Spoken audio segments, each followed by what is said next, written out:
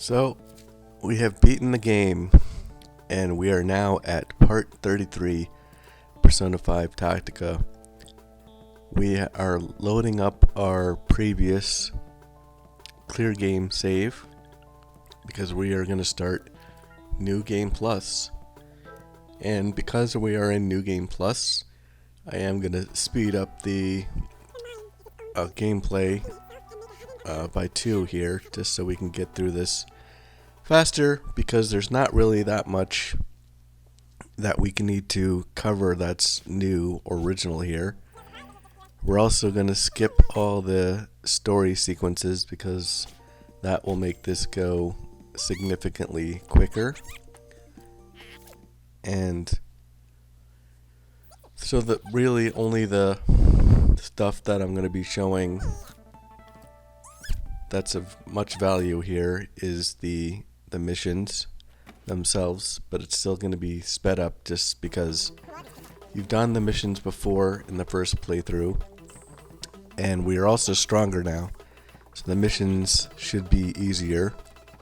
And on top of that, we got all the rewards in the first playthrough, so we really don't care as much about the missions themselves. We just need to get through them and beat them. So with that being said, I'll speed up the videos here. If for some reason you did not get the Grand Thievery in the first playthrough, you will have to use your second playthrough to get to the end and get that trophy. So if you still have that outstanding, you should do it in this playthrough, because it will be your last chance to really do it in a way that's sensible to ultimately get the platinum trophy.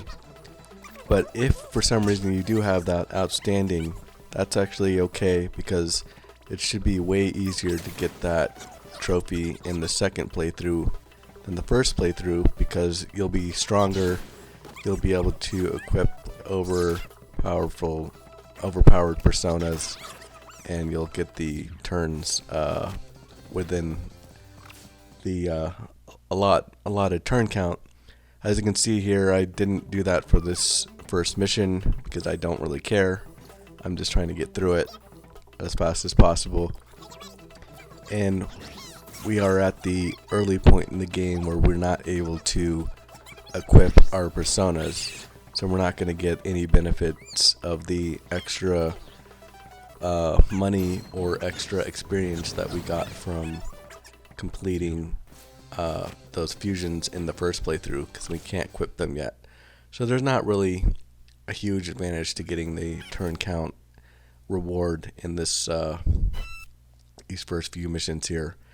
But as you can see, we quickly took care of the first 2 missions, and now we have all the cut sequences with Marie and how she managed to, if you recall from the first game playthrough, she charms our characters. So we now have Ryuji as an enemy in this very first third mission here. But we need to get around it again, and so you might be asking, why do we need a New Game Plus? Could we not have got the platinum in the first playthrough? And the answer is unfortunately no. Even if you kept playing the first playthrough and you replayed the missions over and over and over again, you may have gotten the unique weapons trophy, you may have been able to get the 666,000 yen trophy, and you may have completed the 50 unique persona abilities trophy. You may have been able to get all those out of the way. But one thing you cannot get for sure is the completing the Compendium trophy, because you cannot get some of these trophies or personas without a New Game Plus. So there, we quickly got through the third mission. I'm going to keep skipping these cut sequences here.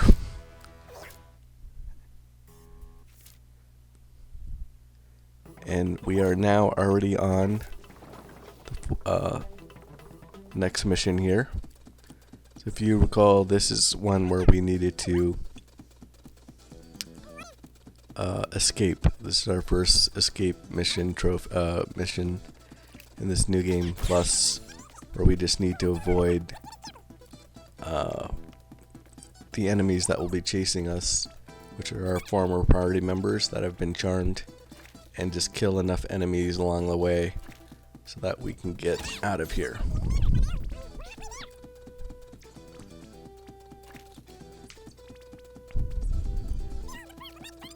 So we've done some wind attacks here.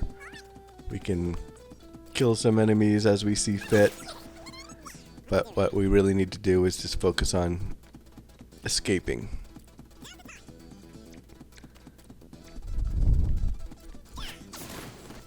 We'll take some shots here, some criticals here. This is annoying.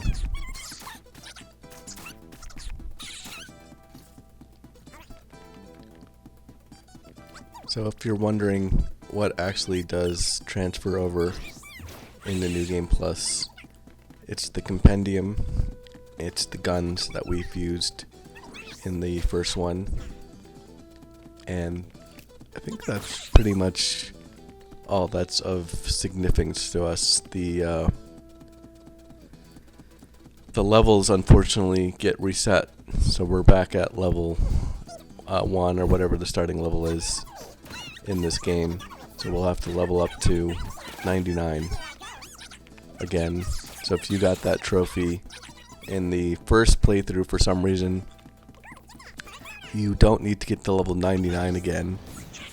The earliest level that you'll have to be able to get is to level 90, because that is the highest level persona that is unique to the second playthrough. If you didn't fuse Samael, or not Samael, Sataniel in the first playthrough, and you got to level 93, that's the highest level that you'll have to get. But as you can see there, we escaped. We got another mission out of the way. And we are in the story section where we're learning about Arena, back at the hideout. Quick save there.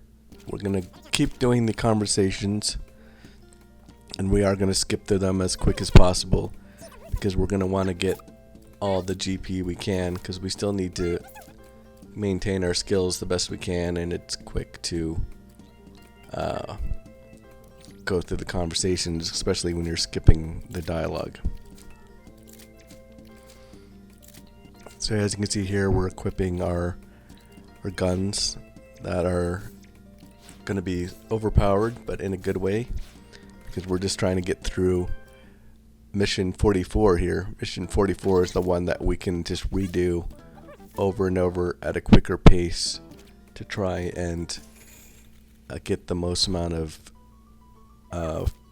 yen and levels in the quickest manner, because we can finish that mission in one turn. But obviously we're a ways away from that.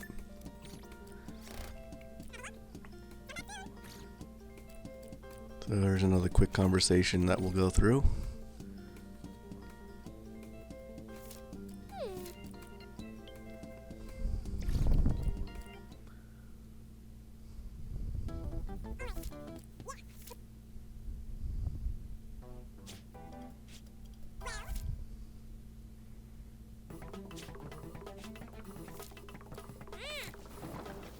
And here we have the fifth mission. So in real time, we're about 18 minutes in, which just shows us how much faster we can move through this when we skip the story sequences. It just shows how fast these missions can go. But keep in mind, we are slightly stronger than before, and we also don't have to care about the rewards, so we don't have to be as methodical as we needed to be in the first playthrough. And as you can see, the gun attacks from us are much more powerful. We almost kill them not in one shot, but we can take down half their health with our powered guns here, which will make it much easier to get through these missions overall.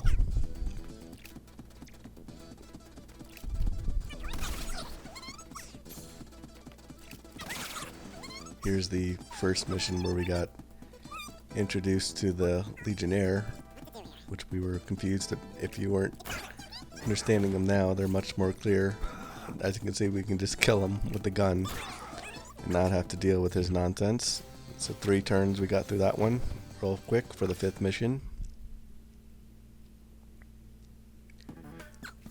Skip our dialogue again, and we'll start this 6th mission.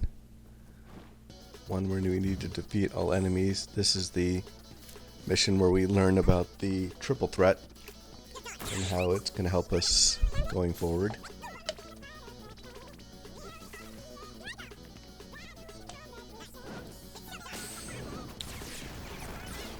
We can thank Morgana for that, but it's not going to be as critical as the first playthrough because of the fact that we have overpowered weapons. So we may be able to brute force our way through these early missions anyway and not care so much about triple threat. And if anything, it's going to be harder to do triple threat in the beginning because we may just kill the enemies instead of being able to get the triple threat window, because the enemies have to survive in order to enable a triple threat. So we'll just brute force our way through here, and there we have it. Both enemies are dead, and that takes care of this mission. We got our first set of gears, which are, as you know now, how we get personas in this game.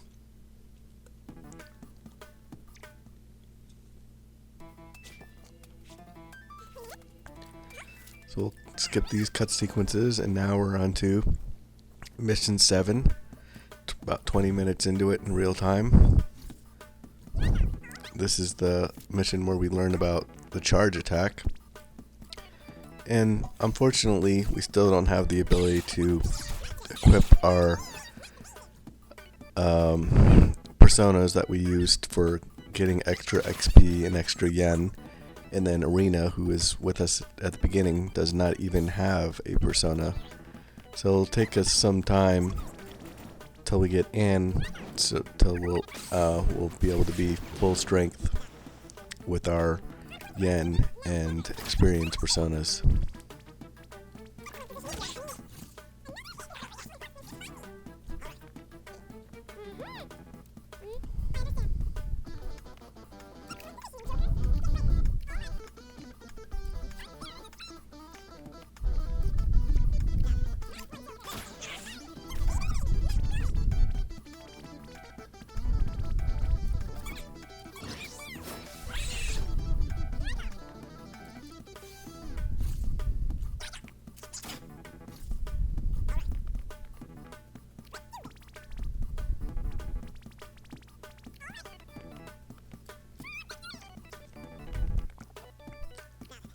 As you can see, we can continue to pretty much brute force our way here, because we can use that Danse Macabre weapon that we fused in the first playthrough, and thankfully we're able to equip it right from the start, regardless of our level.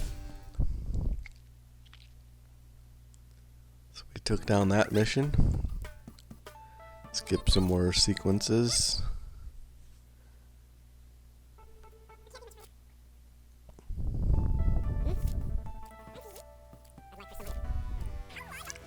And here we're off to the races with the 8th mission. This is the one that we're going to get rid of her and bring her back into our fold, so she can be a party member that we can start using in the future. That can't come soon enough.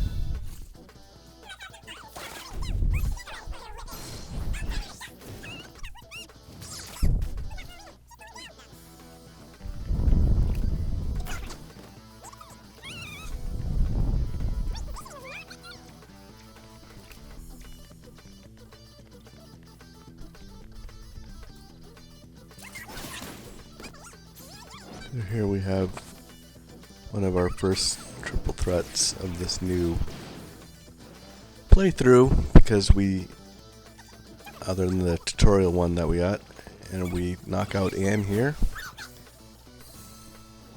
And now we have completed the 8th mission. We're up to level 10. As you can see, we got that in 2 turns. Before, I am sure it took us at least 4.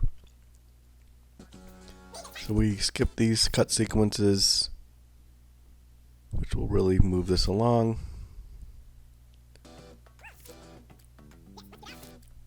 And we're back at the hideout.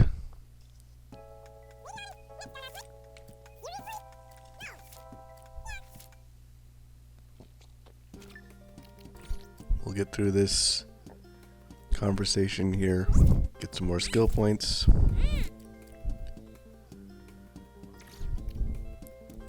We'll see that Lavenda's still not ready, unfortunately, so we'll just have to keep going.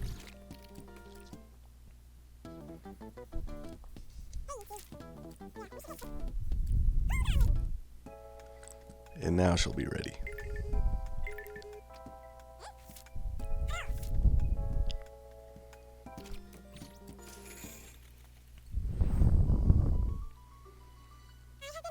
So she goes into what the gears are. We can do some fusions here. Nothing new.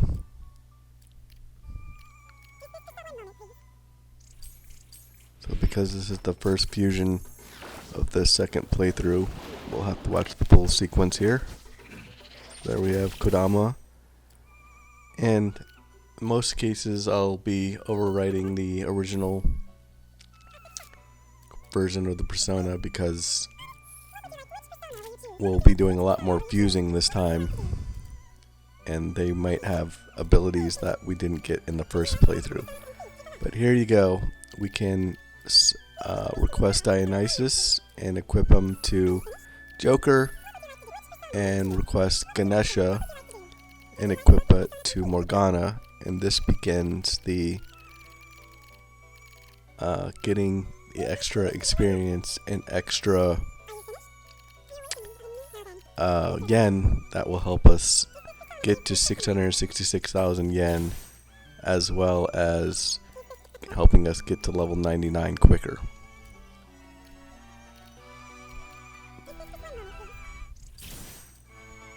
So we still don't have access to Anne yet, so we don't need to bother with Sandman. But he will be next. We got another conversation here. We'll skip to that quickly, get some free GP. And we're ready to get back to the missions.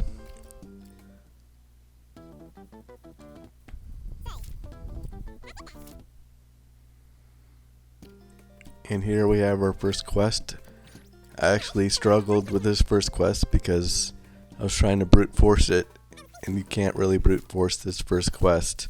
You really do need to do your diligence here and make sure that you equip your skills so you can kill everyone, because this is one where you have to do it in 1 or 2 turns or whatever.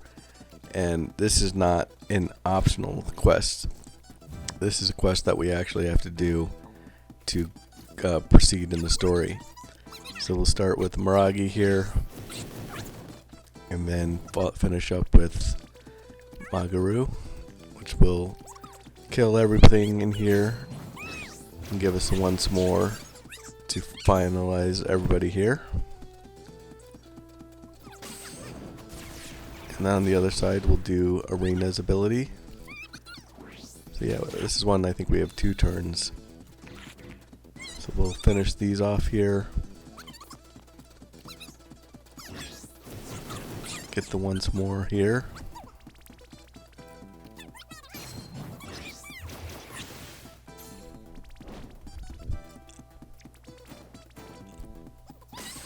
And that takes care of the first quest.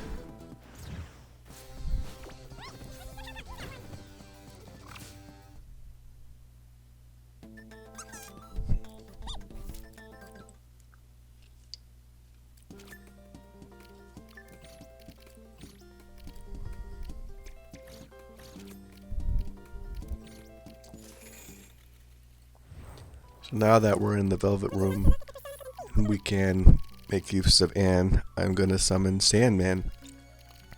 So thankfully we've earned enough money between now and this point to be able to get the personas that we need, and we'll equip them on our 3 characters, and we'll still go for the turn count because we want to maximize the yen and experience that we get. And you get that bonus if you do, of course, complete the mission rewards.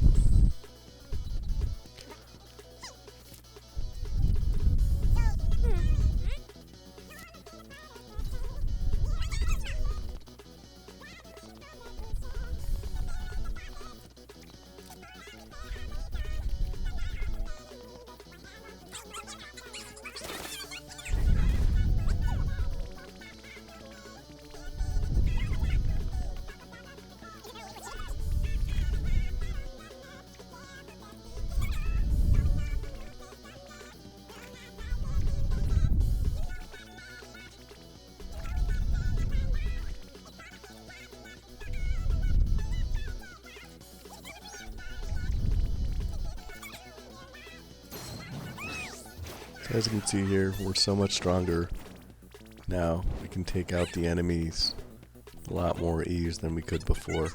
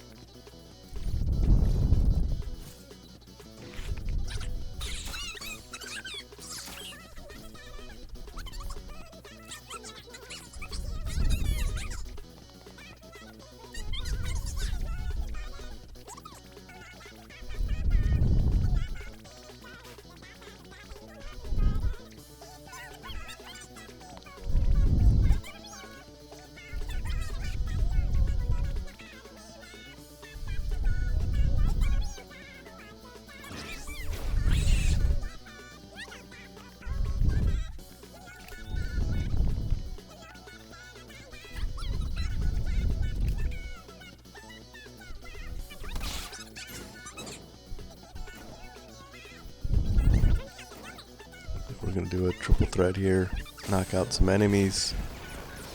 This is the one where we need to get Toshiro to that escape route. So we're trying to brute force our way the quickest we can, but still creating the triple threat triangle, still one of the fastest ways to get through these missions. Not just for getting the turns reward count, just getting out of here as quick as possible.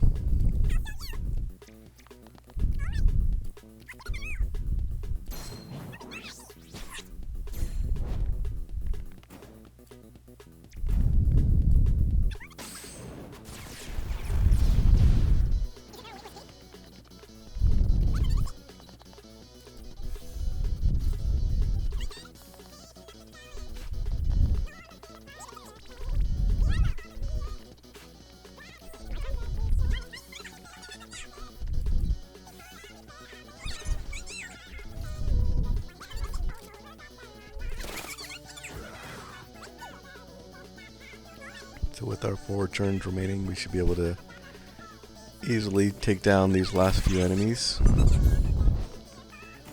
This triple threat window here.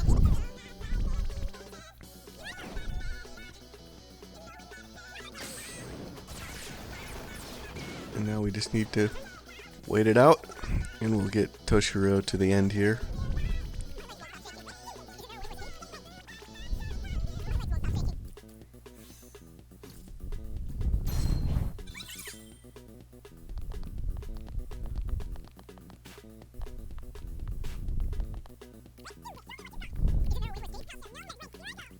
You might be wondering why I did the flag of freedom here, and that's just so I could get another credit for a unique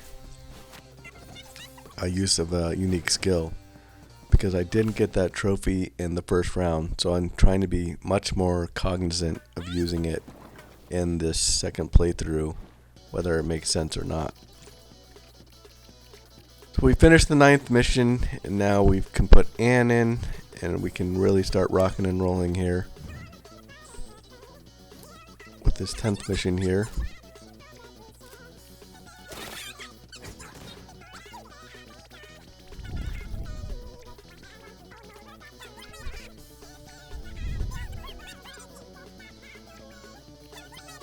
So as you can see, even though we have pretty high persona levels, we can't kill them all in one hit or anything with our spells, but we can use our gun attack, which does do a significant amount of damage, and that's still well worth it.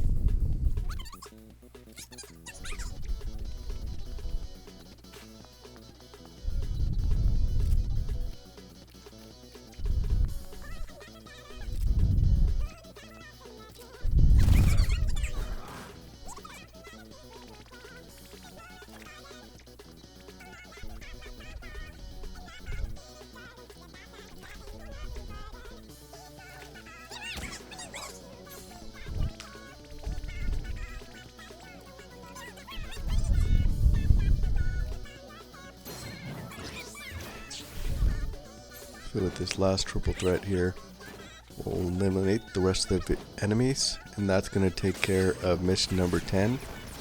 And that concludes part 33, the first segment of the New Game Plus in this walkthrough. So hopefully being sped up still shows some value to you, and I'll see you in the next video, part 34.